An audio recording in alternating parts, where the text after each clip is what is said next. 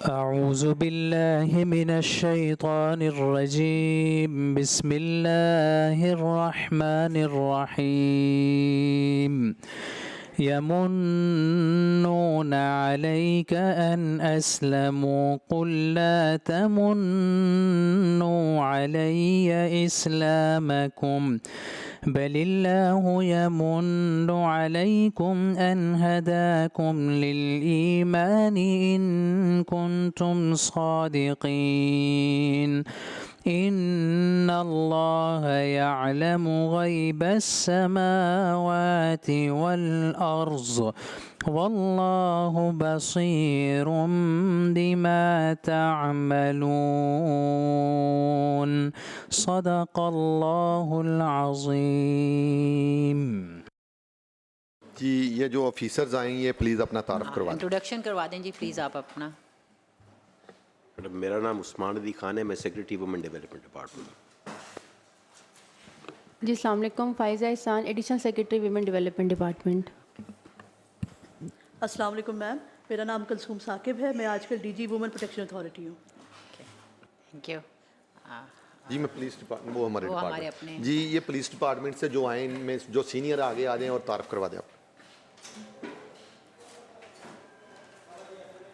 जी inspector आगे आ जाए जी please आप लोग वो आगे आ लास्ट चेयर पे लास्ट चेयर आ जाए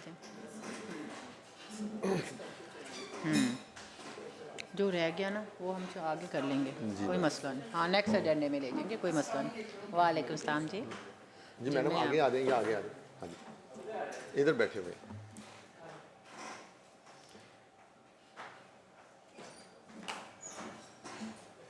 जी हम लोग अपना फर्स्ट एजेंडा जो है हम उससे स्टार्ट करते हैं।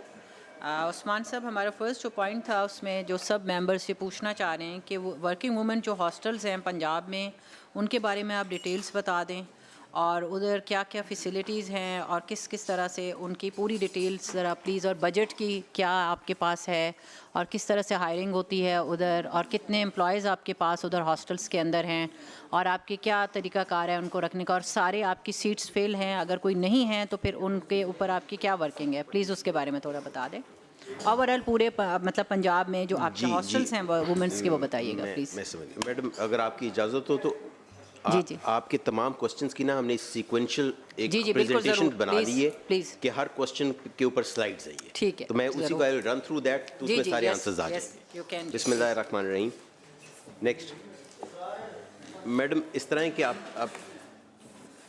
देख सकते हैं मैडम हमारे पास ना करंटली 17 वर्किंग वुमेन हॉस्टल्स हैं जो 13 डिस्ट्रिक्ट्स पंजाब में ऑपरेशनल हैं। नंबर ऑफ़ वुमेन जो बेनिफिट कर रही हैं प्राइवेट सेक्टर की वो 217 हैं और पब्लिक सेक्टर की 211 हैं।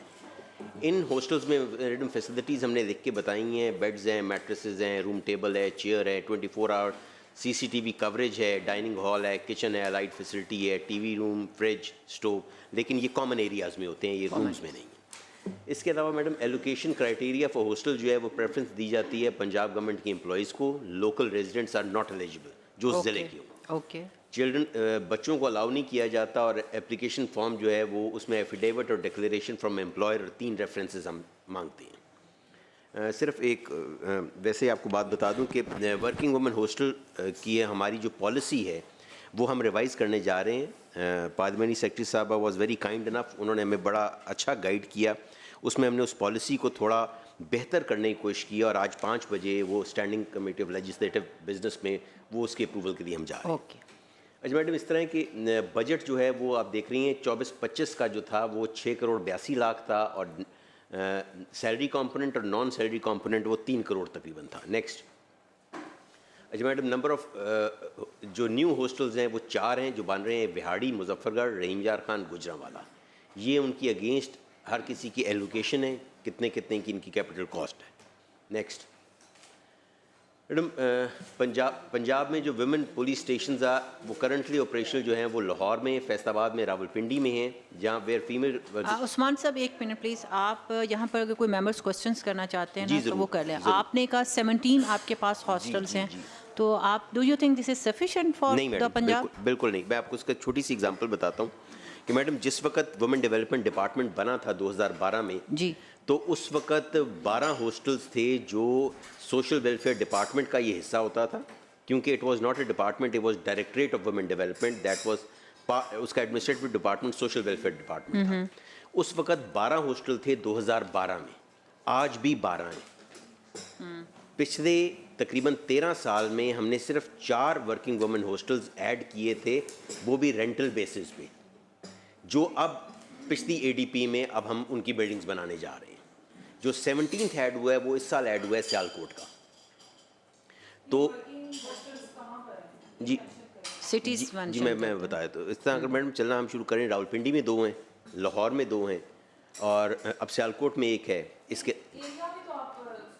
जी मैं बताया तो एरिया लाहौर में मैडम टाउनशिप में है हमारे पास मॉडल टाउन में है, हमारे पास गुलशन रावी में है और एक लॉरेंस रोड पे है।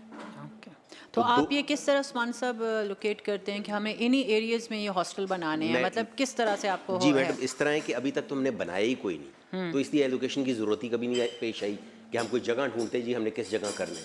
ये वही 12 हॉस्टल से जो 2012 में हमने इनहेरिट किए और वही चलते आ रहे हैं। 4 हमने नए ऐड किए, वो भी 2012-13 में ऐड हो गए, तो इसलिए लास्ट 13 सालों में हमने कोई नया हॉस्टल ऐड नहीं किया हुआ।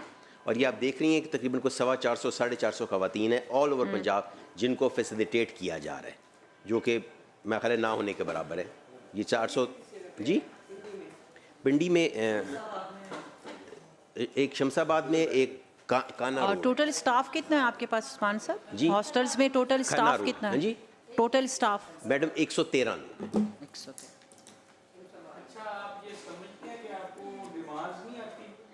बहुत डिमांड है उसकी। एक छोटी सी मैं बताने दूँ उसकी एक छोटी सी एग्जांपल है आपको दूंगा कि आपके भी शायद मुशाहिदे में हो कि हम बाकी ज़िलों की बात ना भी करें ना, तो लाहौर में प्राइवेट सेक्टर में जो वर्किंग वुमेन हॉस्टल्स हैं वो सैकड़ों में नहीं है, वो हज़ारों में।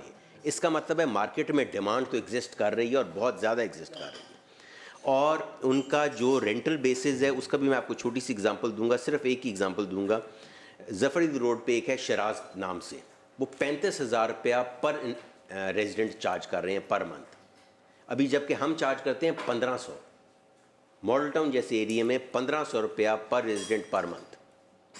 तो डिमांड बहुत ज़्यादा है, लेकिन इस तरफ शायद उतनी तवज्जो हम दे नहीं सके और सैलरी पैकेज यानी कि तवज्जो नहीं दी, उतनी तवज्जो दे नहीं सके। और सैलरी पैकेज क्या है आप लोगों का, किस तरह से दी जाती है सैलरीज इनको? सरकारी तौर पे आप दे रहे हैं या आप लोग अपनी तरफ से कोई मतलब इनको देते हैं? रेजिडेंट्स को जी हॉस्टल्स के अंदर जो काम कर रहे हैं वो तो मैडम गवर्नमेंट ऑफ पंजाब के एम्प्लॉई है ना। ठीक है, और कितने आपके पास वो लोग हैं? 113 है ना मैंने 113 जी, वो तो उनका तो वही स्केल है। तो उस्मान साहब आपने कभी ये नहीं कहा कि हमें और चाहिए, क्योंकि ये हॉस्टल्स तो बहुत कम है। जी मैडम बहुत ज़्यादा कम, मतलब कम भी बहुत ही ज़्यादा हम मतलब ये तो नहीं मैं तो करते। आउटराइटली मैडम जो बात स्टार्ट की है कि ये ना होने के बराबर है। 450 को अगर हम 11 करोड़ की आवाम में सिर्फ 450 खवातीन को केटर कर रहे हैं तो दिस इज़ नथिंग। तो हाँ जी जैसे अभी ये सरगोदा है मेरा सिटी है, मैं वो अर्ली 90 से देख रहा हूँ, वहाँ एक ही हॉस्टल है। जी प्लीज़ मैडम।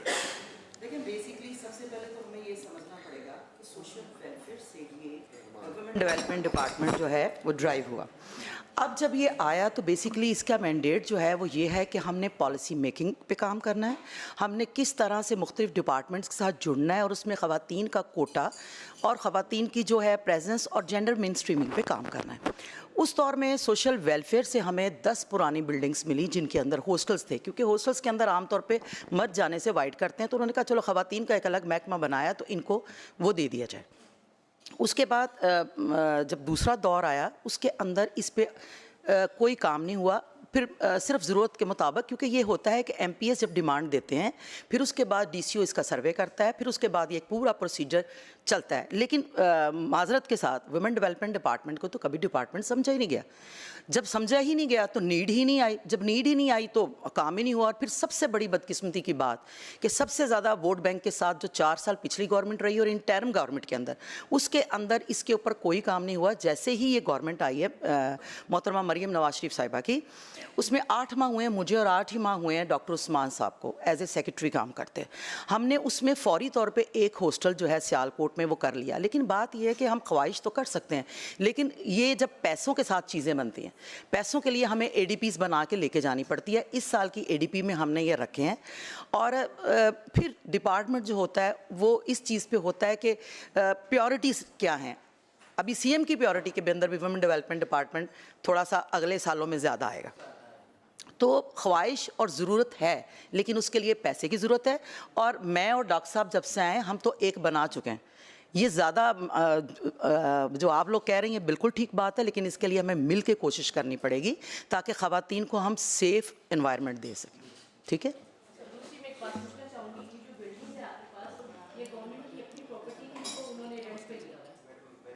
हमारे 4 नए बन रहे हैं।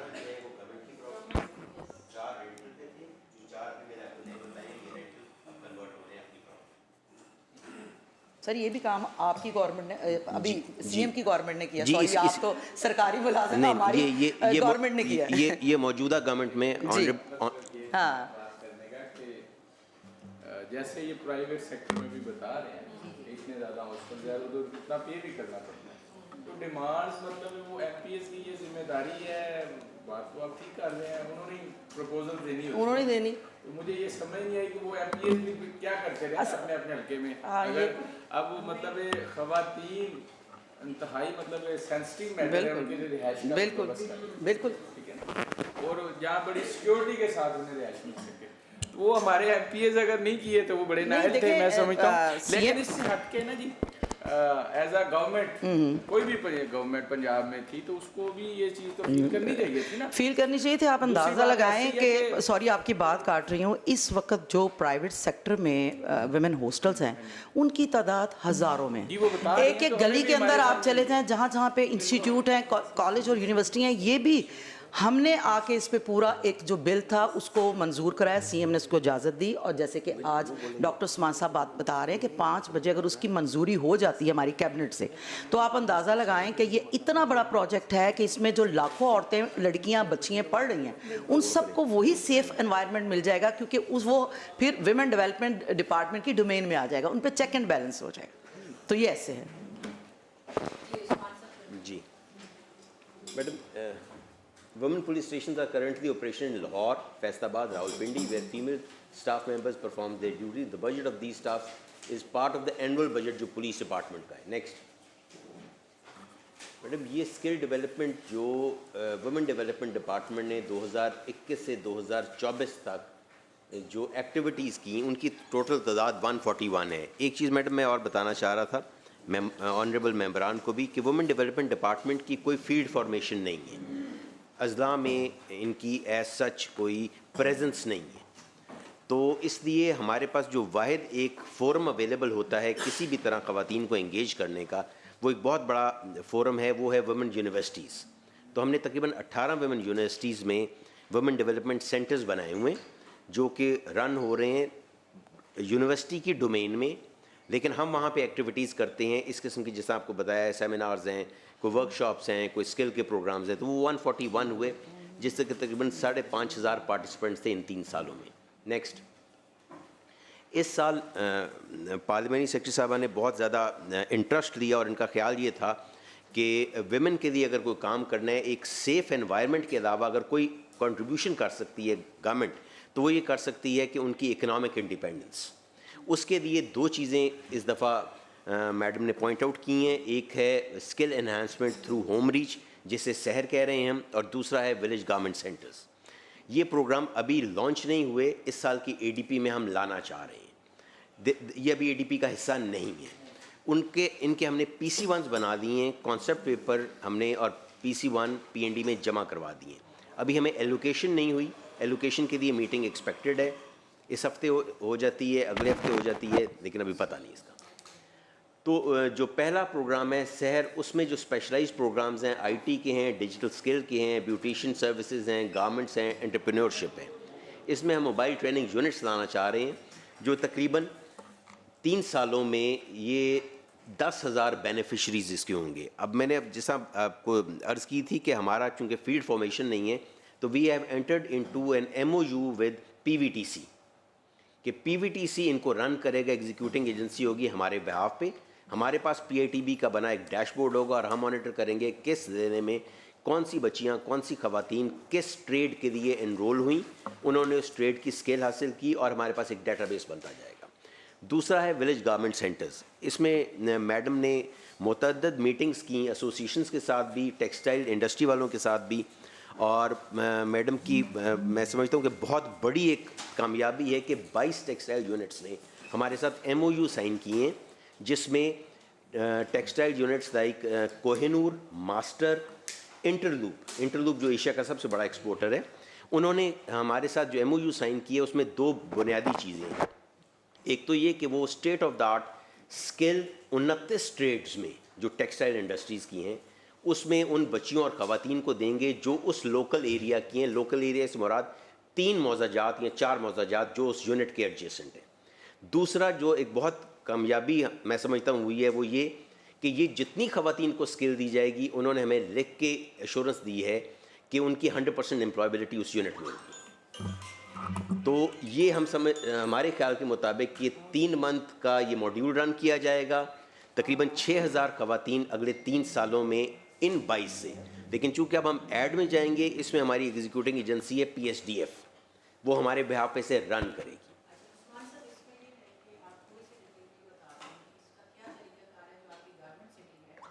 जिसको मतलब बहुत अच्छी जो जा रही है, जो CM के इनिशिएटिव भी बहुत अच्छे हैं वुमेंस के लिए और काफ़ी ज़्यादा हैं, मतलब वो, और फर्स्ट टाइम मेरा ख्याल है ये औरतों के लिए हो रहे हैं, जिसमें हमारे काफ़ी इनिशिएटिव्स आ रहे हैं। पैनिक बटन है, E-बाइक्स हैं, डे केयर सेंटर्स हैं, हॉस्टल्स हैं, अलहदा बसेस हैं ख़वातीन के लिए। इसके बाद उनको रोज़गार स्कीम्स का भी है। तो आप थोड़ा सा बताएंगे, जो कि काफ़ी ज़्यादा ये क्वेश्चन मेरे पास बार बार आ रहा है कि उसके अंदर गारमेंट सिटी में जी किस तरह से उसमें एडमिशन लिया जाता है, लड़कियों को कैसे हम किस तरह, और अगर लेडीज़ हमसे पूछें तो वहाँ का तरीकाकार कैसे है, वो कैसे जा सकते हैं? मैडम ये थोड़ा सा प्लीज़ आप थोड़ा इसको डिटेल में बताएं। मैडम थोड़ा सा ना यहाँ पे थोड़ा सा आपकी इजाज़त से समझने की ज़रूरत है कि ये जितनी चीज़ों के आपने नाम लिए ना, इनका वुमेन डेवलपमेंट डिपार्टमेंट से कोई ताल्लुक मुझे पता है नहीं है, हम तो जस्ट एक इनिशिएटिव बता रहे हैं कि मैडम एक, बट हमें आप गारमेंट सिटी का तो बताएंगे ना। क्योंकि मैडम वो खुद चेयरपर्सन तो बता सकेंगे बेहतर। आप बता दें प्लीज़। जी बताएं। बेसिकली CM ने ये इंडस्ट्री डिपार्टमेंट के साथ मिलके हमारा इसका बनाने का जो बेसिकली मकसद था वो ये था कि हम आपने देखा होगा कॉन्सेप्ट मैडम ने इस तरह से लिया कि इस वक्त बांग्लादेश के अंदर 34 लाख औरतें जो हैं वो टेक्सटाइल इंडस्ट्री के साथ वाबस्ता हैं, और टेक्सटाइल के अंदर गारमेंट जो है नंबर 1 पे उनका है, और उसके ज़रिए वो बहुत सारा सरमाया इकट्ठा करती हैं।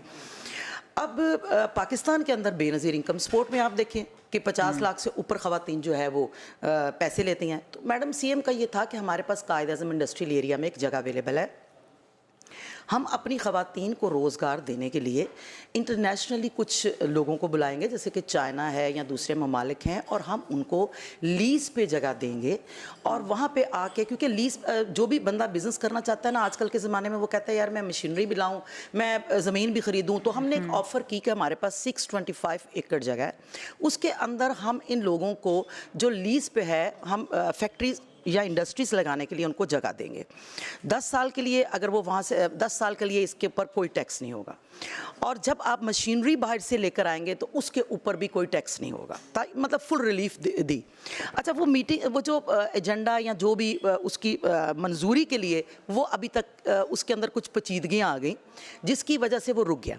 उसी का एक पार्ट एंड पार्सल जो था वो था ख़वातीन के लिए, क्योंकि वहाँ पे ऑलरेडी जो जगह हमने ली उसमें एक बहुत बड़ी बिल्डिंग का ग्रे स्ट्रक्चर बना हुआ था। तो हमने उस बिल्डिंग को विमेंस के लिए टेफ्टा की मदद से एक ऐसा सेंटर बनाया जिसके अंदर एक टाइम में 1000 ख़वातीन जो है वो गारमेंट्स की जो मतलब टेक्निकल सहूलत लेके, और टेफ्टा ही उनको रजिस्टर करता है। और उसके बाद अभी उसका पहला एक हमने 30 ख़वातीन का एक पायलट प्रोग्राम करके हमने चेक किया कि ये कामयाब भी है कि नहीं। वो माशाल्लाह इतना अच्छा कामयाब हुआ, 30 लड़कियों का, उनको हमने फारूक टेक्सटाइल मिल में दे दी। लेकिन वो 6 हफ्तों का था। हम लोगों ने डिसाइड किया कि अभी इंडस्ट्री लगने में, क्योंकि कोई भी इंडस्ट्री जगह लेती है तो उसको 2 साल तो लगेंगे बनने के लिए, तो क्या हम उस वक्त तक इतना बड़ा अपना एक अदारा उसको रोक तो नहीं सकते। तो उसमें फिर टेफ्टा के साथ हमने लास्ट जो सीएम के साथ मीटिंग हुई उसमें हमने ये कहा कि इसको 6 हफ्तों के बजाय हम 3 महीनों में कर दें, ताकि जो स्टूडेंट है वो इतना कम से कम कॉम्पिटेंट हो जाए कि फौरी तौर पे वो अपना कोई बिज़नेस कर सके या वो जाके किसी भी इंडस्ट्री में काम कर सके। उसमें हमने काफ़ी सारी प्राइवेट जो लोग हैं उनसे भी रब्ता किया जॉब के लिए। अच्छा, हमारी जो बहनें ये पूछती हैं उसमें पहले हमारा जो पॉलिटिकल लोग हैं, हमारा ये था कि हम उसमें बहुत ज़्यादा तादाद में अपनी हलकों की ख़वातीन को भी अकोमोडेट करेंगे, और वही आप लोगों को डिस्टर्ब करती होंगी जिसकी वजह से आप ये करते हैं। लेकिन बेसिकली हमारी सीएम जो हैं वो मेरिट की बहुत कायल हैं, और सीएम ने ये बात टेफ्टा को दे दी कि आपने इसके अंदर जो लोग हैं उसमें क्लियर देखना है कि कौन सी बच्ची है जो ये स्किल सीखने के बारे में, मतलब उसकी जिसे कहते हैं काबिलियत है। तो वो टेफ्टा एक टेस्ट लेता है, टेफ्टा ख़ुद इसके लिए जो है वो एक एडवर्टीज़मेंट देता है, उसके थ्रू टेफ्टा के टीचर्स जाते हैं, वो जाके एक डेट फिक्स होती है, उसमें वो आके टेस्ट देती हैं ख़वातीन। उसके बाद उन ख़वातीन की सिलेक्शन होती है। सिलेक्शन में एज का कोई नहीं है, लेकिन कोशिश होती है कि चलो 40 से नीचे नीचे ही हों, और मिडिल एटलीस्ट उनकी काबिलियत हो, सिलाई का थोड़ा बहुत उनको इंटरेस्ट हो। उसके बाद उन ख़वातीन के हम ग्रुप बनाते हैं, क्योंकि हमने उनको ट्रांसपोर्ट भी देनी है हौसला अफजाई के लिए। तो फिर ट्रांसपोर्ट ये नहीं हो सकती कि एक बच्चा जो है वो कहीं से, तो वो फिर एक सिस्टम के अंदर वो सिलेक्शन करके लोग आते जाते हैं, उनमें फिर ग्रुपिंग बना दी जाती है ताकि बस जाए और उस जगह से ख़वातीन को लाए। शेखुपुरा रोड पे चुके वो इंस्टीट्यूट है, फिर वहाँ पे वो लेके आती हैं। 2 शिफ्टों की हमारी ट्रेनिंग है, 480 एक शिफ्ट में लोग ट्रेंड हो सकते हैं, कि उसमें 18 लैब्स हैं, और इंशाल्लाह मैं कभी आपको टाइम हो तो मैं आपका विज़िट भी वहाँ पे रखवाऊँगी। तो उसके अंदर अभी रमज़ान की वजह से सिर्फ एक बैच चल रहा है, 1 जून को वो बैच ख़त्म होगा, और अगला बैच जिसमें 900 तकरीबन 80 के करीब हम बच्चियों को 3 माह के लिए दोबारा से उनकी क्लासेस स्टार्ट करेंगे, और जो बच्चियाँ कामयाबी से कोर्स कर लेती हैं उनको हम 20,000 रुपया भी हौसला अफजाई के लिए देते हैं। तो ये है। देखें, बच्चियाँ कहाँ जाएंगी? बच्चियाँ, सीधी सी बात ये कि जब आप स्किल दे देते हैं तो बच्चियाँ फिर अपनी ज़िंदगी में रोज़गार करती हैं, चाहे वो अपने घरों में करें चाहे फैक्ट्रियों में करें, क्योंकि जैसे यूनिवर्सिटीज़ हैं वो पढ़ाती तो हैं लेकिन नौकरियाँ तो नहीं देती। गवर्नमेंट का काम ये होता है कि वो मौके दे।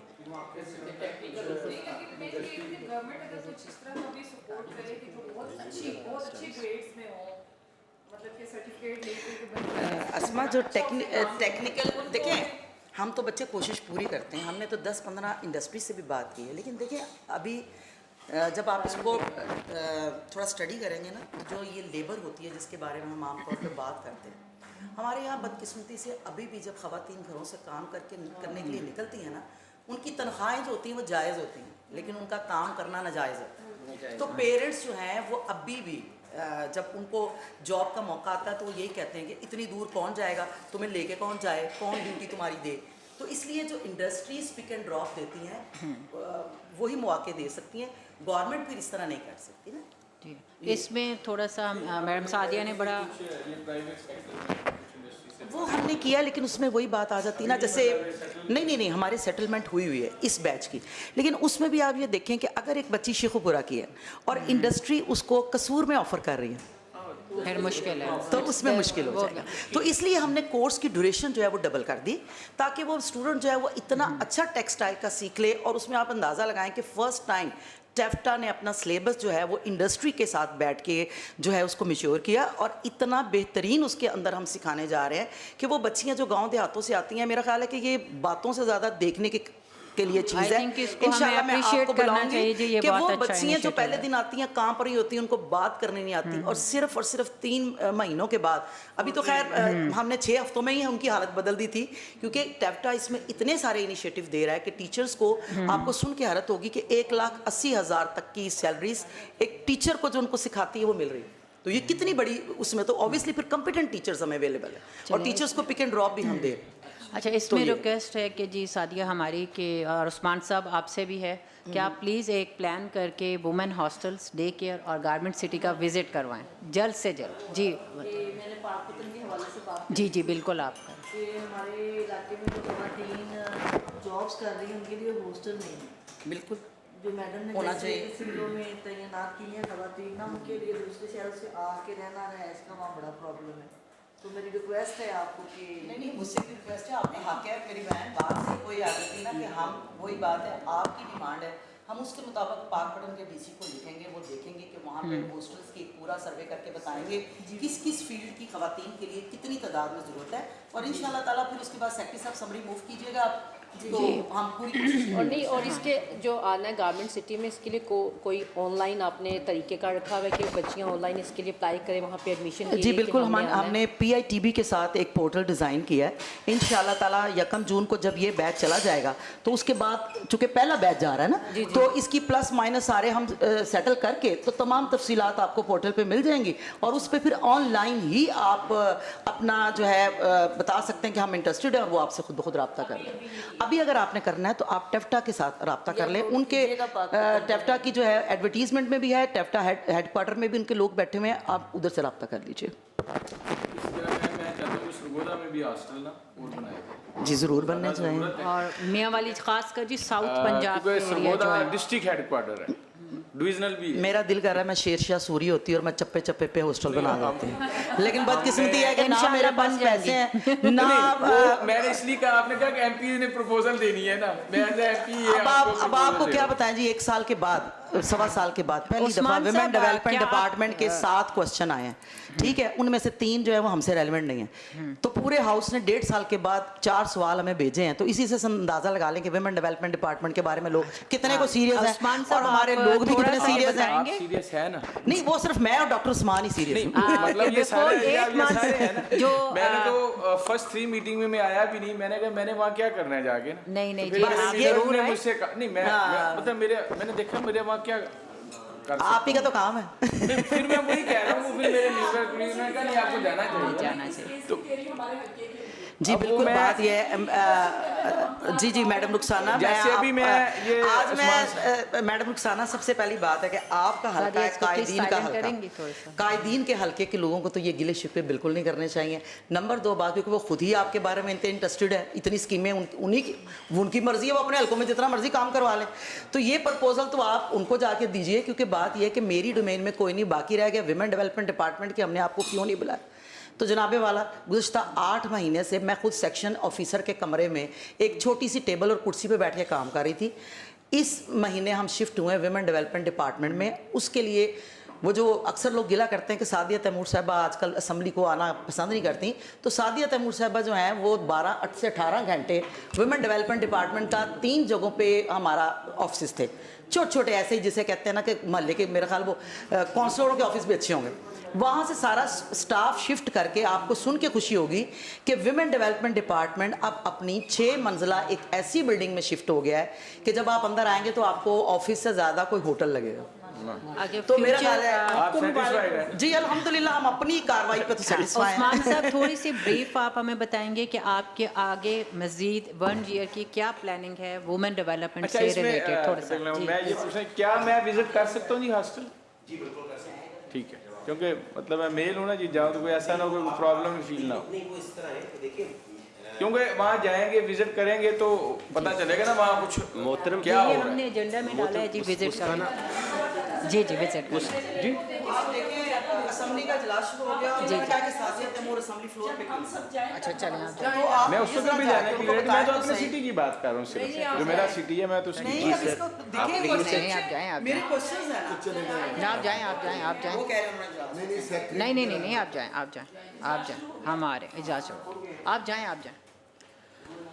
अच्छा सर, उस तरह है, उसका एक प्रोटोकॉल है, आप नहीं इस तरह जा सकते, लेकिन जब आपने जाना है तो वी विल मेक श्योर कि आपके साथ ना फीमेल स्टाफ, मेरी मिसेज हो सकते हैं। नहीं सर, फीमेल स्टाफ कंपनी करेगा, फीमेल स्टाफ कंपनी करेगा, क्योंकि उस तरह मैं भी I can not go into, मैंने इसलिए पूछा, मैंने कोई प्रोटोकॉल है उसको हम फॉलो करते हैं। तो उस्मान साहब, नेक्स्ट प्लान थोड़े से आप हमें थोड़ा सा शेयर कर सकते हैं? जी अपने प्लान बिल्कुल शेयर कर सकते हैं मैडम। इस तरह है कि अभी तक ट्रेडिशनली पिछले 12-13 साल से वुमेन डेवलपमेंट डिपार्टमेंट 2 काम करता था, एक वर्किंग वुमेन हॉस्टल्स और एक डे केयर सेंटर्स, साथ श्योरली वो जो सेमिनार्स और अवेयरनेस एक्टिविटीज़ वो चलती रहती थी। इस दफ़ा हमने एक इसकी स्ट्रैटेजी को थोड़ा सा ब्रॉडन किया है। उसमें एक तो स्किल डेवलपमेंट की, जिस तरह मैंने आपको 2 प्रोग्राम्स बताए हैं, फिर आउटरीच के हमने कुछ प्रोग्राम्स मुरतब करने की कोशिश की है, जिनको हमने इस तरह किया है कि यूनिवर्सिटीज़ के साथ मिल के हमने एम्बेसडर प्रोग्राम फॉर गर्ल्स वो लाना चाह रहे हैं। फिर यूथ पिच कंपटिशन्स करवाना चाह रहे हैं तमाम यूनिवर्सिटीज़ में। अभी तक हम 18 यूनिवर्सिटीज़ में हमारे पास वुमेन डेवलपमेंट सेंटर्स थे। अब पिछले हमने 7 महीने में हमने उनकी तादाद 45 कर दी है, जिसमें 14 जो हैं वो हैं प्राइवेट सेक्टर में और बाकी हमने पब्लिक सेक्टर और यूनिवर्सिटीज़ एंगेज की हैं। ठीक है। इसके अलावा इस तरह है कि जो आपको मैंने भी वर्किंग वुमेन हॉस्टल्स की बात बताई हुई, हम इस दफ़ा एक कॉन्सेप्ट लाना चाह रहे हैं, या ये प्रपोज़ल हमने शेयर किया है PND के साथ कि फ्रॉम नाउ ऑनवर्ड्स हम वर्किंग वुमेन हॉस्टल्स बनाएंगे नहीं, we will go for long lease basis. Market में ऑलरेडी बहुत सारे वर्किंग वुमेन हॉस्टल्स अवेलेबल हैं जो कि गवर्नमेंट लॉन्ग लीज पे ले सकती है, क्योंकि वर्किंग वुमेन हॉस्टल या ऐसी बिल्डिंग जो है ये एक बड़ा एक्सपेंसिव प्रपोजिशन है। जिस तरह मैंने आपको 4 जो वर्किंग वुमेन हॉस्टल्स इस साल की ADP में दिखाएं वो 1 बिलियन की है, और वो 4 वर्किंग वुमेन हॉस्टल्स टोटल 200 खवातीन को अकोमोडेट कर रहे हैं। इसकी अगर आप इकोनॉमिक रेट ऑफ रिटर्न या फाइनेंशियल रेट ऑफ रिटर्न निकालें तो ये 5 मिलियन बनता है एक औरत के लिए, जो कि अगर उसे वैसे दे दिया जाए तो उसे किसी हॉस्टल की ज़रूरत नहीं है। तो अभी उस्मान साहब जो न्यू हॉस्टल्स आप लोग कह रहे हैं ना जी मैं बताने तो लगूँ मैडम, उसमें इस तरह के हमने कितने 16 प्लेसेस आइडेंटिफाई की हैं। 16 प्लेसेस जो हमने आइडेंटिफाई किए हैं वो बेसिकली हमने 5 शहरों में आइडेंटिफाई किए हैं, रावलपिंडी में, लाहौर, फैसलाबाद, मुल्तान, बहावलपुर, ये जगह हैं हमने जहाँ पे आइडेंटिफाई। और इसमें कितने मतलब आपके अकोमोडेशन टोटल 16 है, और इस दफ़ा जो 16 जो हमने रेंटल बेसिस पे नहीं कितने आ सकते हैं, जैसे 1087 तो अगर ये इस दफ़ा ADP में हमारा अप्रूवल होता है तो आप लोगों की गाइडेंस में आप समझें कि अब तक वुमेन डेवलपमेंट डिपार्टमेंट 450 खवातीन को केटर कर रहा था पिछले 13 साल से। तो एक साल में we will have a 200% jump, 1027 नई खवातीन को हम ऐड कर सकेंगे इन वर्किंग वुमेन हॉस्टल्स में, जहाँ पे कैपिटल कॉस्ट भी ज़ीरो होगी। और इसमें क्या फैसिलिटीज़ भी आप मज़ीद कुछ और जी उनको नहीं, फैसिलिटीज़ हम इससे ज़्यादा एक्सटेंड नहीं करेंगे। एक ज़रूर चीज़ है कि हम रिक्रूटमेंट नहीं करेंगे।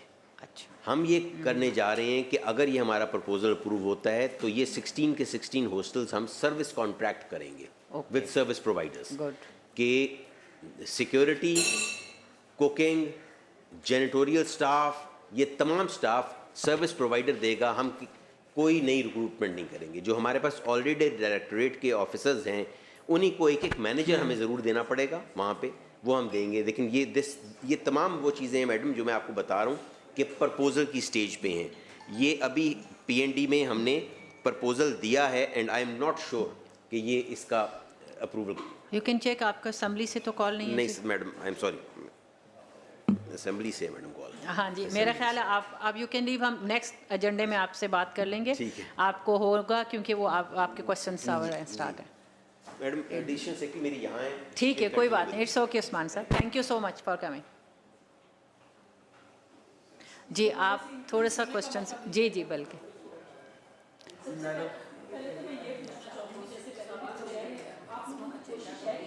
हाँ जी, आप एजेंडा आप मज़ीद रुखसाना, हाँ हम लोग आगे वो लीज़ फार्मूला को ज़्यादा अप्रिशिएट करेंगे, क्योंकि जब एक बिल्डिंग बनती है तो उसकी उतनी ही ज़्यादा उसकी जितनी कॉस्ट आती है, तो उसमें हम वो सर जिस तरह बताए थे कि 50 मिलियन अगर एक औरत को ही दिए जाएँ तो उसको हॉस्टल की ज़रूरत ना पड़े।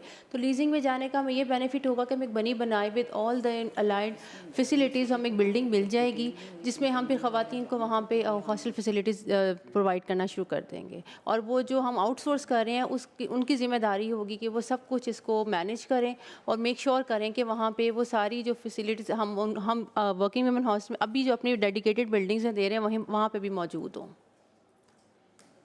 प्लीज़ कंप्लीट करेंगे, आपका ये कंप्लीट हो गया या अभी जस्ट कंटिन्यू है? नहीं जी, हमारे डे केयर सेंटर्स हैं जो कि टोटल नंबर इनके 410 हैं, और ये डिस्ट्रिक्ट वाइज इसकी हमने उनकी ब्रेकअप किया हुआ है। नंबर्स जो हैं अप्रूव्ड हुए थे और इस्टेब्लिश हुए थे वो सारे मेंशन्ड हैं अगेंस्ट ईच डिस्ट्रिक्ट। जी बताएं।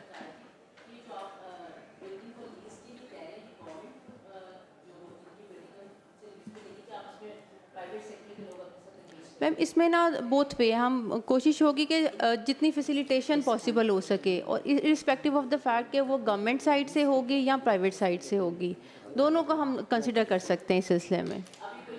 अभी इस पे जी 100% इस पे हम नहीं इसको गए। हम अगले एजेंडे में डिटेल से ना उनसे पूछते हैं कि ये किस तरह से इनकी वर्किंग होगी और ये क्या करेंगे। ठीक है जी, प्लीज़ कंटिन्यू। जी शब्बीर नेक्स्ट कर दें जी। ये हमारे जो डीसीसी अप्रूव्ड हुए थे वो 437 थे, और अभी हम जो इस्टेब्लिश कर चुके हैं 410 हैं, और बाकी जो हैं remaining in the process of establishing them in those areas. तो अभी उनकी हमें फर्दर भी 47 एप्लीकेशंस न्यू आई हुई हैं, और उन पे हम फिर उनके असेसमेंट करके उनकी जाके स्पेस चेक करके तो फिर हम वहाँ पे उनको इस्टेब्लिश करवाएंगे। ये जितने हॉस्टल्स आपके अभी हैं वर्किंग में, उनके सबके साथ डे केयर सेंटर्स हैं? मैम हॉस्टल्स के साथ डे केयर सेंटर्स इसलिए नहीं है क्योंकि वहाँ पे चाइल्ड अलाउड नहीं है। ओके, तो हमारी पॉलिसी का हिस्सा है कि आपका किस तरह से होता है अगर किसी कोई ऐसी वर्किंग कोई उधर फीमेल आपने जिसको जॉब दी हुई है, तो फिर उनको किस तरह से आप करते हैं? जैसे किसी के बच्चे हैं छोटे, फिर उनको किस तरह से आप प्रोवाइड कैसे करते हैं? हमारी ना बहुत क्लियर कट पॉलिसी है इस पे कि नो चिल्ड्रन अलाउड, और वो प्रेफरेबली मैरिड भी ना हो। ठीक है, तो वो फिर इस तरह से। चलें नेक्स्ट आ जाए। अच्छा मैम, डे केयर सेंटर्स के हवाले से मैं ये बताना चाहूँगी कि हमने इनको कैटेगराइज किया हुआ है। कैटेगरी 1 में हम ये देखते हैं कि वहाँ पे बच्चों के हवाले से रिक्वायरमेंट कितनी है। अगर बच्चे 13 से 25 की तादाद में हैं तो फिर हम उनकी एरिया की स्पेस को चेक करते हैं कि कम से कम वो 750 स्क्वायर फीट होना चाहिए। अगर वो इतना है तो फिर हम उनकी इक्विपमेंट की कॉस्ट उनको देते हैं ये for the very first year of the establishing of the day care centre. उसमें हम उनको 10 लाख कॉस्ट देते हैं, और फिर ऑपरेशनल कॉस्ट उनकी हम देते हैं 12,60,000, और वो टोटल हो जाती है 22,60,000। और इसमें जो आप टीचर्स रखती हैं या जो भी डे केयर सेंटर में उनके टेक केयर के लिए रखती हैं, उनको किस तरह से आप हायर करते हैं? मैम उसमें हमने उनसे उन्हीं को कहा हुआ है कि जो भी डिपार्टमेंट्स इसको इस्टेब्लिश करेंगे वही हायर करेंगे, और इसमें से भी देख वो खुद आगे वो सेल्फ सस्टेनिंग मोड में जाएंगे। तो वो टीचर्स को खुद पे करेंगे। ठीक है। और कैटेगरी 2 में फिर हम देखते हैं कि 7 से 12 बच्चे हैं तो उनको हम इतनी मिनिमम स्पेस रिक्वायरमेंट है कि 360 स्क्वायर फीट हो। फिर उसमें हम 7 लाख रुपए इक्विपमेंट कॉस्ट देते हैं। ऑपरेशनल कॉस्ट 6,30,000 हो के वो 13,30,000 हम उनको 1 ईयर के लिए दे देते हैं। और इसी तरह कैटेगरी 3 में मैम हम उनको 3 to 6 किड्स का अगर है स्पेस तो फिर उसमें 180 स्क्वायर फीट कम से कम होनी चाहिए, और 5 लाख उसमें इसकी इक्विपमेंट कॉस्ट होगी। ऑपरेशनल कॉस्ट इसकी 3,15,000 होगी, और फिर टोटल वो 8,15,000 एक साल के लिए। विजिट मंथली कराते हैं हेल्थ के लिए कि उनकी सेहत और इस तरह कैसे उन बच्चों का आप किस तरह डे केयर सेंटर्स में जो है आपके? मैम हमारी अभी इस पे सर्वेलेंस जो है वो हम उसके लिए भी एक मैकेनिज्म बना रहे हैं और उसको आगे भी इम्प्लीमेंट करेंगे। अभी एक रैंडम विजिट्स हम कर लेते हैं, हमारे डायरेक्टोरेट कर चुका ये है शोबा है, तो वहाँ पे वो जो हमने डे केयर सेंटर्स की पूरी सोसाइटी बनाई हुई है, Punjab day care fund society, और वहाँ पे फिर हम टास्क दे देते हैं एडीज को, एडीज लेवल पे वो जाके तो फिर विजिट्स करके आते हैं। मतलब वो रिपोर्ट्स आपको देते हैं या किस तरह से होते हैं? मतलब किस तरह से आपको पता चलता है अगर डे केयर में कोई किस तरह से बच्चों के साथ बिहेवियर है, कैसे है, आप उसको किस तरह से चेक करते हैं? मैम इसमें 2 बातें हैं। एक तो ये कि हमने जो डे केयर सेंटर्स हैं जो ऑल अक्रॉस पंजाब है, हम जाके हमारी टीम से विजिट्स भी की हैं, हमारे पास पिक्टोरियल एविडेंसेस भी आते हैं। फिर अब हमने एक पोर्टल भी बना दिया है डे केयर फंड सोसाइटी के हवाले से, और इसकी एक्सेस जो है वहाँ पे हॉस्टल की इंतज़ामिया के पास जो है उन बच्चों की मदर्स के पास भी है, जो कि वहाँ पे अपनी सारे बच्चों की एक्टिविटीज़ मॉनिटर करते हैं। तो ये PITB के साथ मिलकर हमने ये पोर्टल भी बनाया है। ठीक है, इट्स इन फंक्शनिंग फेज। जी मैम लाहौर के अंदर शब्बीर ये दिखाना, लाहौर का दिखा दें। मैम लाहौर में ना अभी 88 इस्टेब्लिश हो चुके हैं, और मैम ये ज़्यादातर हम गवर्नमेंट ऑर्गेनाइजेशंस के अंदर इनको इस्टेब्लिश कर रहे हैं। ये सारे जो हैं तादाद ये अभी गवर्नमेंट ऑर्गेनाइजेशंस के अंदर हैं। जिस तरह इसमें स्कूल एजुकेशन डिपार्टमेंट के स्कूल्स हैं, और हायर एजुकेशन डिपार्टमेंट के कॉलेजेस भी हैं, यूनिवर्सिटीज़ के अंदर भी हम इस्टेब्लिश किए हैं। इसमें इस तरह है कि जहाँ पे बने हुए हैं ना, तो उसका ना अगर विजिट करवा दिया जाए ख़वातीन को तो उसमें डेफिनेटली मैम जी बिल्कुल हो सकता है। उसमें फिर ख़वातीन को पता भी चल जाएगा, और हमें तजर्बा भी हो जाएगा, और हमें ये भी पता चल जाएगा कि वहाँ पे क्या क्या काम कैसे हो रहा है। फिर मैम पंजाब सिविल सेक्रेटेरिएट के अंदर भी एक बना हुआ है डे केयर सेंटर, हम उसको भी विजिट कर सकते हैं। इसके अलावा भी काफ़ी ज़्यादा बिल्डिंग्स डिपार्टमेंट्स के अंदर, ऑफिस के अंदर बने हुए हैं। हमारी अपनी बिल्डिंग में हम एक डेडिकेटेड डे केयर सेंटर बनाने जा रहे हैं। अच्छा जनाब चेयरमैन, मैंने जो बात की है मैंने कहा कि अगर हमें विज़िट करवाया जाए जो जहाँ पे बैठती है, अच्छा तो अच्छी बात। डे केयर सेंटर है आप मतलब यहाँ पर वर्किंग में है? हमारे जो एमपीएस के हॉस्टल है उधर भी कोई डे केयर है? नहीं, एमपीएस के हॉस्टल्स के अंदर डे केयर नहीं है, वहाँ से अभी कोई रिक्वेस्ट। पंजाब असेंबली में एमपी हॉस्टल में एक डे केयर सेंटर बना था, उसकी क्या पोजीशन? उसकी पोजीशन बताया मैं, चेक कर लें आपने। मैम वो चेक करवा लीजिए, ये आप नेक्स्ट एजेंडा में हम आपसे ये करेंगे, प्लीज इसको चेक करवा लीजिए, उसको चेक करवाया जा जी, इसको ज़रा प्लीज़ चेक करवा के नेक्स्ट में हमें प्लीज़ इसका बता दीजिए। जी ठीक है, थैंक यू जी। एक ये नर्सिंग सेंटर के अंदर था इधर मिठुंडी रोड पे, अब वो भी बंद पड़ा है। पहले लोगों को थोड़ी सी सहूलत थी, वहाँ बच्चे छोड़ आते थे, ले जाते थे। नर्सिंग रुखसाना दोबारा बताइएगा प्लीज़। हाँ नुकसाना दोबारा बताइए। ये मिठुंडी रोड पे, यहाँ से हम असम्बली से बाहर निकलते हैं ना, नर्सिंग सेंटर है जो उधर साथ ही था एक, तो अब नहीं है वो। मैम समटाइम्स ना जी मैम इसमें 2-3 बातें हैं जो ऑप्शंस आती है ना। देखिए आप हमें ना नेक्स्ट एजेंडे में प्लीज़ आप आए ना, तो आप डे केयर सेंटर्स जहाँ जहाँ बना भी रहे हैं और जहाँ हॉस्टल, उसकी सारी डिटेल एक दे दें ताकि सब मेंबर्स को पता चल जाए कि कहाँ क्या क्या वर्किंग हो रही है, कहाँ आप काम कर रहे हैं, कितने लोग आपके काम कर रहे हैं, वो सारी अगर आप दे देंगे तो बहुत ईजी हो जाएगा। बजट भी बता दें उनका सारा। मैम ये मैं आपको दिखा दूँ, ये फंक्शनल सारा एक बच्चे से आप वो तो है ना, ये दिखा उनकी बता देना उनके। एक बच्चे से कितना पर मंथ क्या है? नहीं फ्री ऑफ कॉस्ट है मैम, ये फ्री ऑफ कॉस्ट है, फ्री है, फ्री ऑफ कॉस्ट।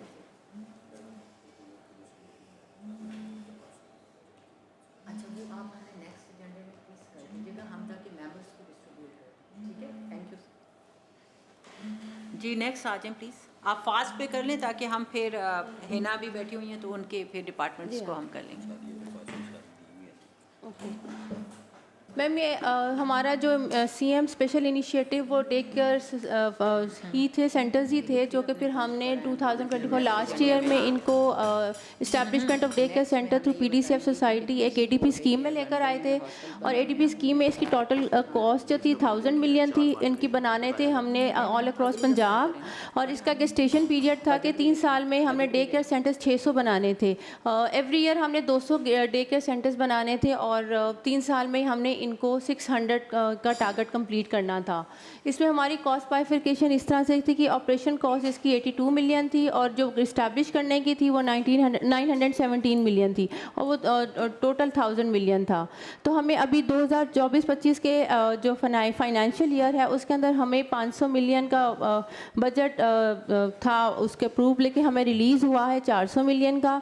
और अभी तक जो हमने 650 का जो टारगेट है वो 3 सालों में अचीव करना है, लेकिन अब तक हम 157 डे केयर सेंटर्स बना चुके हैं। 47 की हमें एप्लीकेशंस आई हुई हैं, they are in the pipeline. ठीक जी मैम, इसकी डिटेल जो आपके पाइपलाइन में है ना जी प्रोजेक्ट्स, प्लीज़ उनकी भी डिटेल हमें नेक्स्ट एजेंडा में दे दीजिएगा। ठीक है, थैंक यू। और ये हमारा मैम इसमें एक क्वेश्चन किया गया था मीटिंग नोटिस में कि विमेन एम्पावरमेंट पैकेज 2012-17 हमारे साथ शेयर किया जाए, तो मैम उसमें इसकी इकोनॉमिक उस तरह से कोई फाइनेंशियल इम्प्लीकेशन कोई नहीं थी। इसमें सिर्फ ये था कि हमने डिफरेंट डिपार्टमेंट्स एंड ऑर्गेनाइजेशन को इस्टेब्लिश करना है, जिसमें पंजाब डेवलपमेंट डिपार्टमेंट बजाते खुद 2012 में इस्टेब्लिश हुआ था। उसके बाद उसका commission on the status of women 2014 में ऑम्बुड्स पर्सन बनाया गया था इसी पैकेज के अंडर 2014 में। और फिर 2015 में violence against women toll free. आपको इसमें कोई बजट रिसीव नहीं होता? नो, इट इज 2012 से 2017 तक आपको कोई बजट नहीं मिला? विमेन एम्पावरमेंट पैकेज के अंदर तो कोई नहीं था जी। ये प्लीज़ इसको ज़रा देख लें और हमें क्लियर बताएं कि कोई आपको बजट कुछ भी नहीं। विमेन एम्पावरमेंट पैकेज के under ma'am as per my knowledge अभी तक के लिए इसमें कोई फाइनेंशियल इम्प्लीकेशन इन्वॉल्व नहीं थी। ओके, ये देख लें जी इसको। इसमें हमने जो एक्टिविटीज़ करवाई थी या जो हम लेकर आए थे, इसमें ये हमने इंश्योर किया था 3% representation women in public sector boards. Punjab fair representation act आया था, फिर Punjab protection of women against violence act आया था 2016। पंजाब वुमेन प्रोटेक्शन अथॉरिटी 2017 में इस्टेब्लिश हुई थी और 2012 में हमने Kota for female in government employees के लिए 10% से बढ़ा के 15% कर दिया था। ठीक। फिर इसी तरह से मैम आगे पंजाब डे के फंड सोसाइटी स्टैब्लिश हुई थी 2012 में। फिर district committees under land revenue act for the purpose of inheritance जो था उसके लिए वो इस्टेब्लिश की गई थी। 2015 में अमेंडमेंट्स प्रपोज की थी मुस्लिम फैमिली लॉज के अंदर। करवा लें प्लीज़, क्योंकि वो सेशन ठीक है मैम, बस इसी तरह से ये सारा यही था। आगे कर दें शबीर। फिर मैम हमारा जो डिटेल ऑफ सेग्रीगेशन वो budget planning gender parity report थी मैम। जो जेंडर पैरिटी रिपोर्ट है नॉर्मली वो हम डोनर ऑर्गेनाइजेशंस के साथ मिलकर हम बनाते रहे हैं। पहले भी वो UNFPA के साथ हमने बनाई है। इस दफ़ा की भी जो हम प्रिपेयर कर रहे हैं वो UNFPA के साथ मिलकर उसमें कर रहे हैं। हमारे डिपार्टमेंट की तरफ से इस पर कोई बजट इम्प्लीकेशन नहीं है, सारा वो UNFPA खुद कर रहे हैं। हम कमीशन के इसमें 5 एम्प्लॉयज़ हैं, UNFPA के 6 एम्प्लॉयज़ हैं और उनको सारी जो भी सैलरीज़ वगैरह दे रहे हैं वो UNFPA खुद दे रहा है। डिपार्टमेंट का बस इसमें यह है कि हमने उनको कहा है कि ये हमारी इसमें सपोर्ट करें और वो ये जेंडर पैरिटी रिपोर्ट बनानी है। 2023-24 की लॉन्च हो जाएगी इस साल। जी रुखसाना पूछिए। मैम भी हमारी ऑनगोइंग स्कीम्स हैं जो कि जी मैं पूछना ये चाहूँगी कि जैसे बाकी महकमों की अपनी प्रॉपर्टी होती, आप लोगों की अपनी प्रॉपर्टी है गवर्नमेंट की, और अगर है तो लाहौर में किस किस जगह पे है? मैम हमारी 2 डेडिकेटेड बिल्डिंग्स हैं। एक तो हमारा ऑफिस है और एक जुबली टाउन में हमारी एक बिल्डिंग है जो कि अभी न्यूली हमने for the purpose of seminars training sessions इस पर्पस के लिए बनाई है। ये पहले सारा रेंट पे चल रहा था ऑफिसेज, अब हमारे पहली दफ़ा इस साल जो है ना 2 बिल्डिंग्स अपनी बनी। मतलब इस लिहाज से आप माजरत के साथ गरीब हैं कि आपके डिपार्टमेंट के पास बहुत ज़्यादा प्रॉपर्टी नहीं है जहाँ के आप लोग अपना कर सकें, मतलब रेंट से बचे। क्योंकि एक सस्ता पैकेज अगर आप फ्री दे रहे हैं तो एक सस्ता पैकेज तो तभी आगे आप किसी को दे सकते हो जब आपके पास कुछ हो। तो जब महकमा खुद उसके पास खुद कुछ नहीं है तो उसने देना दिलाना क्या है? वो तो रेंट पे लेके तो एक लॉस वाला ही काम है। मतलब सहूलत तो दे रहे हो पब्लिक को, लेकिन आप लोगों को लॉस ही है महकमे को। जो मैम आपकी डायरेक्शंस आती हैं, जो पंजाब असेंबली लॉज पास करती है, इसको इम्प्लीमेंट करने के लिए जो इंस्टीट्यूशन है वो अपनी जिम्मेदारी अदा करते हैं। वीमेन एम्पावरमेंट पैकेज 2012 में जब अनाउंस हुआ उसके तहत मुतद्दद काम किए गए, इसकी मुकम्मल लिस्ट है। तो हमने टाइम शॉर्ट की वजह से मुख्तसर बताया कि उसके दौरान फिर कानून साजी आपने पास की, उसको इम्प्लीमेंट हमारा वीमेन डेवलपमेंट डिपार्टमेंट करता गया और उसको इम्प्लीमेंट के साथ साथ उसकी मॉनिटरिंग भी करते गए। जिसमें ये जेंडर पैरिटी रिपोर्ट है, ये बरे-आज़म एशिया की पहली ऐसी आप पंजाब असेंबली को ये सहरा जाता है कि उस रिपोर्ट में ना सिर्फ हम डाटा इकट्ठा करते हैं स्कूलों का, कॉलेज का, यूनिवर्सिटी का, अदारों का कि कितनी ख़वातीन है, कितनी नर्सेज है, कितने मेल टीचर है, कितनी फीमेल टीचर्स हैं, फिर उसके ऊपर देखते हैं कि कहाँ कहाँ वो कमेटी मेंबर्स हैं, बोर्ड मेंबर्स हैं उसमें नहीं शामिल, फिर रिकमेंडेशन दी जाती है। इस जेंडर पैरिटी रिपोर्ट को 4 सूबों ने अडॉप्ट किया है। अभी रिसेंटली हमारी पंजाब कमीशन की टीम गई थी कोयटा में और फिर पेशावर में भी। ये जेंडर पैरिटी रिपोर्ट हमारी UNFPA डोनर एजेंसी के ताउन से ये पब्लिश करते हैं हम। 2 सालों से थोड़ा सा कॉम्प्लिकेशन रही, नहीं आ सकी। अब इस साल दिसंबर तक इंशाल्लाह 2024 की और 23 की इकट्ठी रिपोर्ट पब्लिश होगी। UNFPA के साथ मेरे ख्याल में कोशिश महकमे को तो ये करनी चाहिए 99 साल लीज पे, जैसे हमारी इधर करीब बहुत सारी ऐसी प्रॉपर्टी है जो पब्लिक ने ली हुई है, तो अगर डिपार्टमेंट इस तरह से ले ले तो इनके लिए तो बहुत ही सहूलत हो जाएगी कि बिल्कुल वो एक मामूली से पैसे हैं और 99 साल लीज है, मतलब इतना अरसा, और अगर ये उस पर वर्क करें तो बहुत ही अच्छी गवर्नमेंट जो है ना उसको बहुत ज़्यादा फ़ायदा भी हो सकता है कि भी एक पैसा बचेगा। दूसरा ये है कि ज़्यादा से ज़्यादा लोगों को सहूलत भी मतलब दी जा सकती है। जी नहीं, रेलवे के अलावा भी, रेलवे नहीं, रेलवे यहाँ हमारे करीब कहीं रेलवे आपके पास है इसकी अपडेट्स के Punjab commission on the status of women की चेयरपर्सन की अपॉइंटमेंट हो गई है कि नहीं हुई? सर ये अभी पाइपलाइन में है। इसके लिए हमारे पास अभी हमने ऐड दिया हुआ था, कुछ नॉमिनेशंस आई हैं तो होपफुली उस कमिंग डेज में उसका इंटरव्यू भी होगा। स्टिल काफ़ी महीनों से ये पोस्ट खाली है और इसके ऊपर हमने ऐड में दिया था, अब उसकी कुछ हमारे पास हम आगे इंटरव्यूज वगैरह करवाएंगे। इसमें जो सी अहम बात है मैम, जो सेक्शन 4 है PCSW एक्ट 2014 उसमें से सर्च कमेटी ने नॉमिनेट करना, उन्होंने लगाना है। एक मेंबर MPA ओपोजिशन पार्टी से, एक पंजाब से। 3 दफ़ा ऐड दिया वीमेन डेवलपमेंट डिपार्टमेंट में, शॉर्ट लिस्ट भी किए, इंटरव्यूज़ भी सर हो गए। अब मेरे ख्याल आपके इधर से अप्रूवल आनी है तो वो अपॉइंटमेंट हो जानी है। हमने अपने madam Sadia Taimur is responsible for. ठीक है। I think we should leave इसको अब हम इधर एंड करते हैं और देन हमने कुछ क्वेश्चंस हैं हमारे जो आपके नेक्स्ट एजेंडा में आ जाएंगे। तो हम अब हिना का डिपार्टमेंट है तो हम चाहेंगे कि हम उससे क्वेश्चन करें।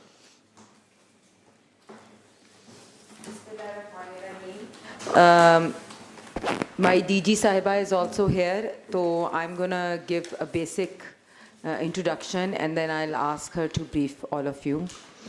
पहले तो मैं थैंक करूँगी अस्मा that आपने women protection को भी specially बुलाया इस meeting में, and I feel happy that you've taken us also in your loop. Thank you. Because you know that we also as a department were facing a lot of issues, so I want to thank you and all the members who are present. Bismillahirrahmanirrahim. सबसे पहले तो मैं बताना चाहूँगी कि 2013 में जब शहबाज शरीफ साहब की हुकूमत थी तब हमने इस बिल पे काम करना शुरू किया, and he was the CM at that time, और the Punjab Protection of Women Against Violence Act 2016 came under his CM-ship. We had to face a lot of resistance, but Alhamdulillah, as you know, he being the CM, he didn't look into any criticism or anything. उसमें तो उन्होंने अल्हम्दुलिल्लाह वो bill pass कराया 2016 में. उसके बाद the Violence Against Protection Authority was made in 2017, और उसके अंडर तब भी मियाँ शहबाज शरीफ साहब जो हैं वो he was the first chairperson for the PWPA authority, और उन्होंने state of the art center Multan में जो है वो launch किया. I would request all of you to visit that center. उससे ज़्यादा खूबसूरत सेंटर मैंने नहीं देखा, और उसमें उनका कॉन्सेप्ट ये था कि it was all in all solution, one under one roof. एक औरत जो विक्टिम है, जो डोमेस्टिक वायलेंस से गुज़री है या किसी भी किस्म के वायलेंस से गुज़री है, अगर वो उधर आएगी तो उसको उसकी FIR से लेके, मतलब there is a police station attached there, उसकी MLC, उसकी free legal aid, उसकी rehabilitation, उसको shelter और everything under one roof. जो हमारा कॉन्सेप्ट है कि एक औरत जो है वो डिफरेंट जगहों पे जाती है, ज़लील होती है स्पेशली, इसमें बड़ा कॉन्सेप्ट है जिसमें घरेलू तशद्दुद का जब मामला आता है तो औरतें बड़ा मुश्किल से इस बात को बयान करने की कोशिश करती हैं. तो उन्होंने एक वो कॉन्सेप्ट दिया. वहाँ फ्री थेरेपी है, आपके पास साइकोलॉजिस्ट है, so it's everything under one roof. लेकिन सैडली जब जैसे हुकूमतें चेंज होती हैं तो चीज़ें भी चेंज हो जाती हैं, तो उसको डॉर्मेंट कर दिया गया और इस अथॉरिटी वाज नॉन एग्जिस्टेंट. शायद आप भी कहेंगे कि आप लोगों ने भी नाम नहीं सुना था. तो अल्हम्दुलिल्लाह विद द CM-शिप ऑफ मरियम नवाज शरीफ साहिबा, उन्होंने जिस तरह अपनी स्पीच में कहा कि ख़वातीन पे किसी भी किस्म का तशद्दुद मेरी रेड लाइन है, तो उन्होंने दोबारा ख़वातीन पे किसी भी किस्म का डोमेस्टिक वायलेंस, तशद्दुद, कुछ भी चीज़ हो, उसको अपनी रेड लाइन माना, ना सिर्फ माना, उसको मेक श्योर किया कि उसको इम्प्लीमेंट भी करें. तो अब हमने मैं 9 जुलाई 2024 में एज अ चेयरपर्सन आई थी, नॉट इवन 1 ईयर. सो मैंने जितना भी हमारे पास बजट था, जो चीज़ें थी, उसमें हमने जितनी कोशिशें की, उसमें से कुछ कोशिशें अभी मेरी DG साहिबा आपको बताएंगी भी. हमने एक लाहौर में विमेन प्रोटेक्शन सेंटर जो है वो लॉन्च किया, और वो छोटा सा सेंटर है और इसमें अभी कुछ सहूलतें हैं, उसको ऑपरेशनलाइज हम इंशाल्लाह करने लगे हैं, क्योंकि हमने इस दफ़ा की ADP स्कीम्स में थोड़े से बजटिंग के भी रिक्वेस्ट की है कि हमें भी थोड़े से, जिस तरह बाकी लोग कह रहे हैं कि हम लोगों को भी बजट के थोड़े से इश्यूज़ थे, और मेरी DG साहिबा बहुत रीसेंट आई और उनकी भी, वो भी अभी आपको पूरी स्टोरी बताएंगी। तो लाहौर में हमें वुमेन प्रोटेक्शन सेंटर जो है वो लॉन्च किया है, उसको हम इंशाल्लाह ऑपरेशनलाइज कर रहे हैं। हमने MOU साइन किए हैं प्रोसिक्यूशन डिपार्टमेंट से। हमने अपने यहाँ के लाहौर प्रोटेक्शन सेंटर में एक पुलिस का ऑफिस बनाया है।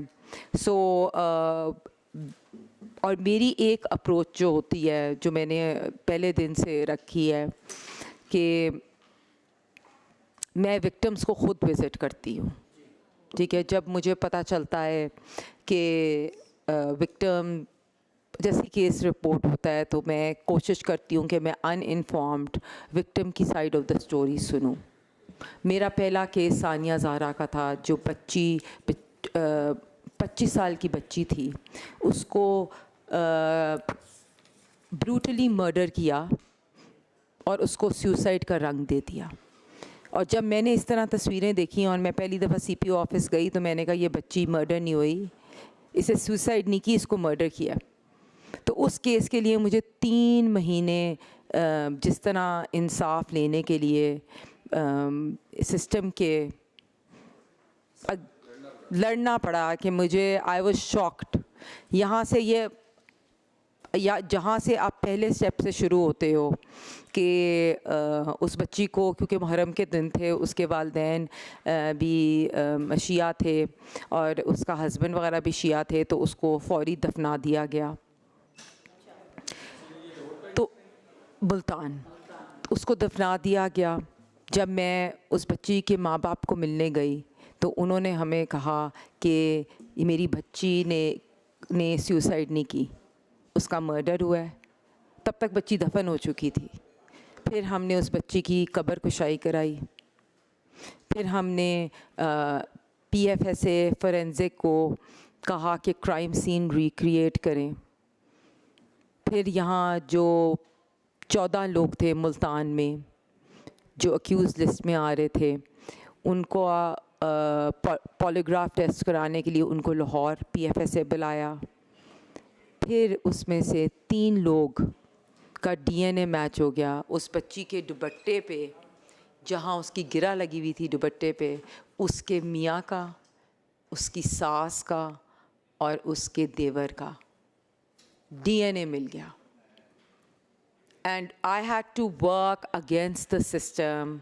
और मुझे तब एहसास हुआ कि अगर हमारे जैसे लोग चेयरपर्सन्स अथॉरिटी के इंसाफ लेने के लिए उनको इतना टाइम लगता है, तो क्या उस बाकी लोगों का इंसाफ। अब मैं जब उस सीट पे बैठती हूँ ना, और मैं देखती हूँ कि मेरे पास झंग की 2.5 साल की बच्चियाँ, 2.5 साल की बच्चियाँ रेप होते हुए आती हैं, 2.5 साल। और PFSA उसकी सीमन, उस बंदे का, उसको जो है उसको कंफर्म करता है। जब मैं देखती हूँ कि एक बंदा जो महल्ले में चने भूनता है, वो अपनी 10 साल की बच्ची को चाय लेने भेजता है, तो उसको दरमियान में ही रास्ते में कोई ब्रूटली रेप कर लेता है। और उस बच्चे को इस तरह रेप होती है कि उसकी 3 सर्जरीज़ होके भी वो ठीक नहीं होती। जब मैं देखती हूँ कि क्रिश्चियन माइनॉरिटी की बच्चियाँ, अपनी माँ बाप अपनी बच्चियों को स्कूल छोड़ने जाते हैं और स्कूल के गार्ड उस बच्ची को जूस पिला के रेप कर लेते हैं, ये तो कुछ भी नहीं है। तो पहले तो हम एडमिट करें कि ये सब कुछ एग्जिस्ट करता है, और सेकेंडली हम एक प्रोटेक्शन सिस्टम लेके आएँ जिसमें हम नॉट ओनली मेक श्योर करें कि हर ज़िले में, हर जगह पे हमारी ख़वातीन अपने आप को सेफ़ महसूस करें, और ये है हमारा विषय। और दूसरा, इसकी एक पनिशमेंट होनी चाहिए जी, और वो सख्त पनिशमेंट होनी चाहिए जो इस किस्म के केसेस सामने आ रहे हैं, क्योंकि और जब तक वो सज़ाएं दी नहीं जाएंगी ये चीज़ें नहीं रुकेंगी।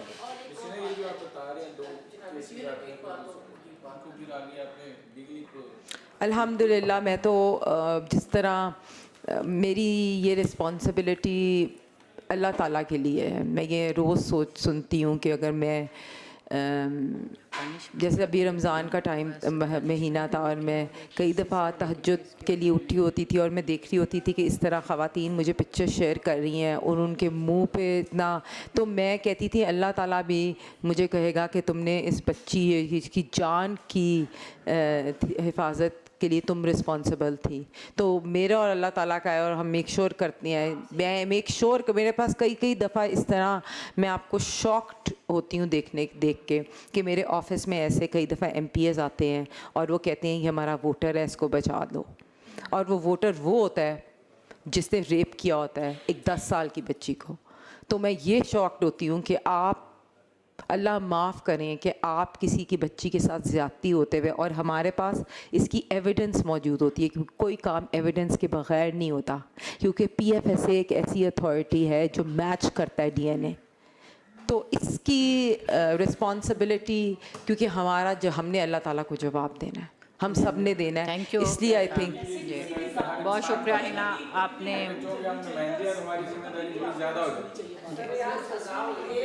लेकिन हिना जुडिशरी में जी 1 by 1 प्लीज़, क्योंकि मोस्टली जब आप देखें अपनी तरफ से इतना अच्छा एक पार्ट प्ले करती हैं, अपनी एफर्ट दिखाती हैं, लेकिन मुझे ये बताएं कि जुडिशरी में अब जैसे सानिया जहरा वाला केस है, इतना आपने उसमें एफर्ट की, सारा ओवरऑल पता चल गया DNA के थ्रू सब कुछ, वहाँ पे जाके तो क्या हमारे इतनी जो एफर्ट है, बहुत सारे इस तरह के जो मामलात हैं, वहाँ पे जाके वीक नहीं पड़ जाते? मैं आपको जुडिशरी में क्या अपना रोल प्ले कर रही है? देखिए आई थिंक इनका आंसर उनको लेते हैं। मैं बस इसको छोड़ रैप करूँगी ताकि वो मेरा इसी के साथ एक रिलेटेड क्वेश्चन है जो इसमें करिए।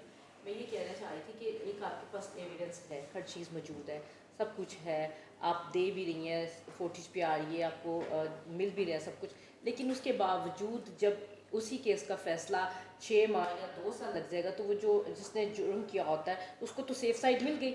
इसके लिए हमें काम करना पड़ेगा कि अगर हमारे पास जो भी केस ऐसा हुआ है, एक्चुअल केस है जिसके हमारे पास एविडेंस आ गया है, हर चीज़ मौजूद है, तो हमें एक ऐसा इस पे काम करने के लिए, इम्प्लीमेंटेशन के लिए करना चाहिए कि एक हम अपनी जुडिशरी से भी रिक्वेस्ट करें, अपनी गवर्नमेंट से भी रिक्वेस्ट करें कि कोई ऐसा सिस्टम लेके आए कि उसका एक टाइम फ्रेम जो है ना उसको सेट कर दें। टाइम फ्रेम इतने नहीं वही ना कि 1 माह के अंदर या 15 माह के अंदर इस देखिए केस का आपके फैसला हो सामने जाए। डस्का का केस है फैसला हो जिसमें जाए। सब कुछ और क्लियर जब था, तक- सब कुछ, एक माह लेकिन आई थिंक वो सब खत्म हो गया।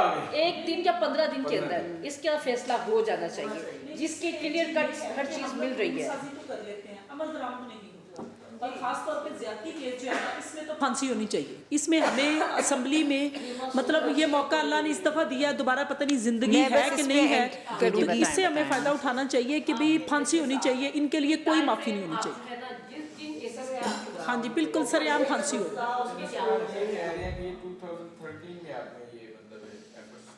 नहीं, ये मैं अभी आई हूँ ये अभी आई है, 2024 जस्टिस को 1 में year भी नहीं हुआ 19 जुलाई, मुझे साल नहीं हुआ अभी 1 year नहीं हुआ। मियाँ शहबाज साहब में ये, हाँ मैं वो अभी आपको मेरी डीजी भी एक्सप्लेन करती हैं थोड़ा सा।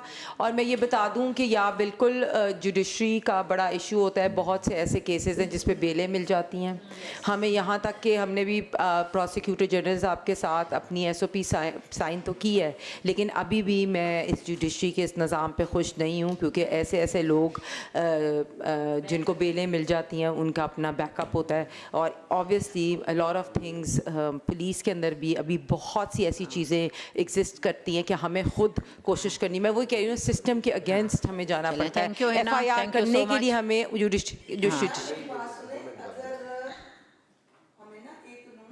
का पास करना चाहिए। 1-2 लोगों को फिल फॉर सज़ा होगी ना, तो मेरा ख्याल है कि ये इतना बड़ा जो हर जगह पे आपने कसूर का ज़ैनब का केस भी सुना होगा, देखा होगा, तो जब उसको सज़ा तो मिली, लेकिन उसको ऐसी सज़ा मिली, उसको कसूर से निकाल दिया गया। जब उसका जनाजा हुआ ना, तो उसके जनाजे में कोई भी नहीं था, उसके जनाजे में सिर्फ वो 4 लोग थे उनके घर के जो चरपाई उठाने वाले थे। तो बाकी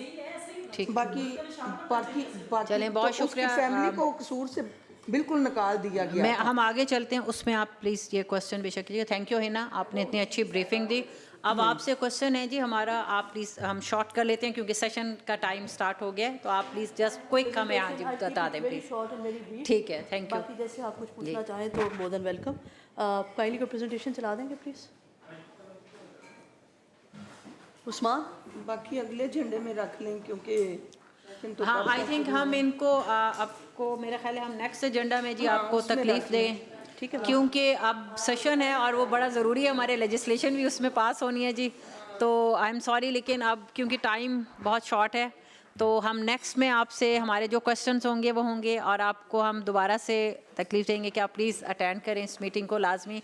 and thank you so much for coming, आप सबका बहुत शुक्रिया, आप लोग आए। और हाँ, हम आगे सेशन है पुलिस को, हाँ जी प्लीज़ आपको डिस्कस हम कर लेते हैं, but please with in 10 minutes.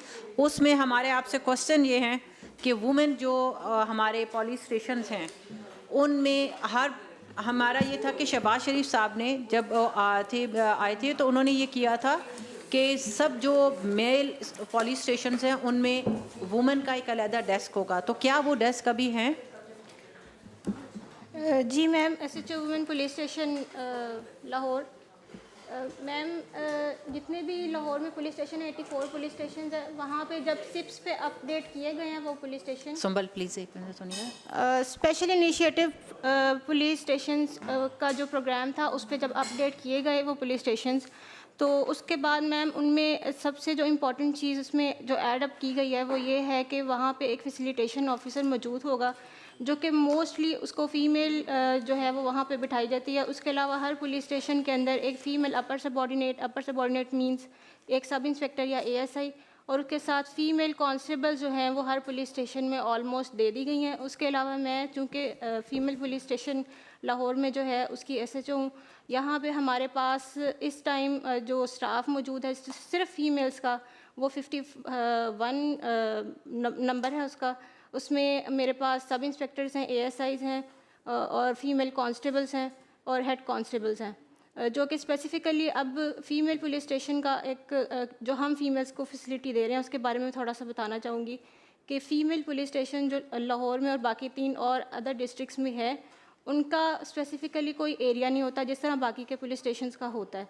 उनको सिर्फ एक ही टास्क जो है वो दिया गया है कि पूरे लाहौर में जितनी भी फ़ीमेल्स के इशू होंगे जो ज़्यादा सेंसिटिव होंगे वो वहाँ पे हमारे पास आती हैं, उनको हम प्रायोरिटी बेसिस पे उनको डील करते हैं और हमें बहुत ज़्यादा टाइम टू टाइम सेंसिटाइज़ किया जाता है, सिर्फ फीमेल्स को नहीं, मतलब ओवरऑल सारी पुलिस को, स्पेसिफ़िकली फ़ीमेल्स के केसेस में। तो उनको हम जो है वो विद इन 8 आवर्स जो है हम उनको सॉर्ट आउट कर देते हैं, उनकी FIR जो है वो लॉज होती है। और अगर इससे ज़्यादा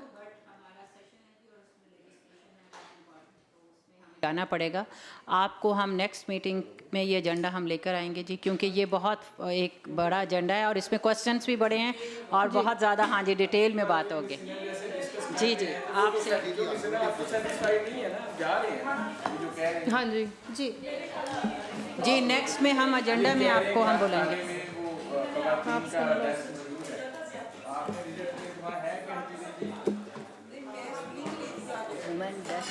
शहबाज शरीफ साहब ने जी ये वो करेंगे।